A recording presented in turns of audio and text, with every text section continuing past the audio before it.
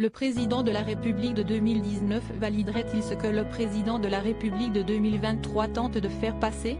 Ce mardi 21 février, sur Twitter, le compte Discord Debout, se revendiquant comme une plateforme de soutien aux députés de la France insoumise François Ruffin, a ressorti une archive d'une interview d'Emmanuel Macron, réalisée le 26 août 2019.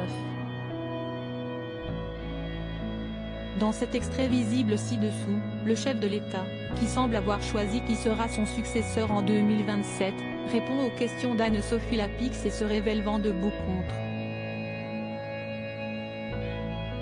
le recul de l'âge légal de départ à la retraite, la mesure phare de sa réforme actuelle. En premier lieu, le président explique qu'il ne proposera pas ce décalage, si on fait une réforme comme d'habitude, comme on le fait depuis 20 ans au long décale l'âge de départ à la retraite, je l'ai dit il y a quelques mois, je ne ferai pas ça. Emmanuel Macron détaille ensuite pourquoi agir ainsi serait injuste. Quand vous avez commencé à travailler à 16 ans, si je vous décale votre âge de départ à la retraite, alors même que vous avez généralement moins de diplômes et êtes dans des métiers plus pénibles, si est profondément injuste, a-t-il expliqué avant de poursuivre, on est dans une économie où il y a du chômage des seniors. Dire aux gens de rester plus longtemps au chômage, ce n'est pas correct. Deux arguments encore valables aujourd'hui et qui font le bonheur des militants contre la réforme actuelle.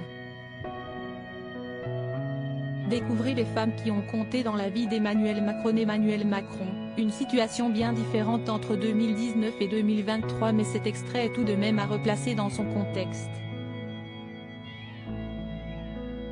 En 2019, la crise du Covid-19 n'avait pas encore eu lieu et Emmanuel Macron, laissant croire qu'il ne craint pas les mesures impopulaires, prévoyait déjà une réforme des retraites, plus ambitieuse, où il souhaitait supprimer l'ensemble des régimes spéciaux pour mettre en place un régime universel ainsi qu'un système de points. La crise sanitaire, le rejet des citoyens et l'incompréhension autour de ce projet complexe ont eu finalement raison de cette réforme en profondeur, obligeant le président de la République, après sa réélection, à retravailler avec ses équipes sa proposition, pour au final proposer le décalage de l'âge de départ à la retraite. Crédit photo, Stéphane Le Mouton.